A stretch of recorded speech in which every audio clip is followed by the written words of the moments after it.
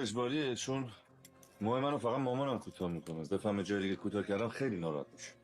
نه بابا، اگه کارش خیلی درسته بگو ما هم بریم پیشش. تو که موهات خیلی قشنگه، رنگ چشمات خیلی عجیبه. آره موهات هم که اصلا احتیاج به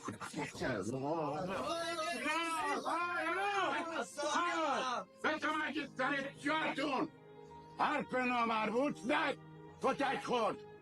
به تو مگین اش آقا. حد بزن آقای قاضی، به پیغمبر من کنار ماشین خودم وایساده بودم، اصلا من کاری با اینا نداشتم. من اصلا شوهر این خانومو با رفیقاش نمیشناختم، یه دفعه ریختن سر من شروع کردن کتک زدن. من اصلا شوک شده بودم.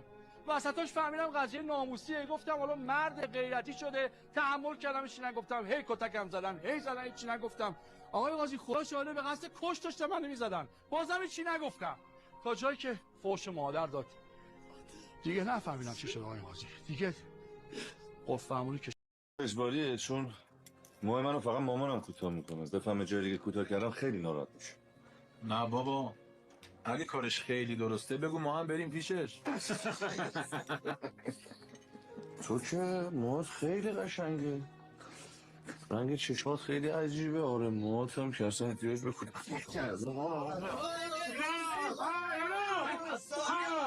به تو مگه سر جاتون حرف نامربوط زد کتک خورد. به تو مگین اش آقا.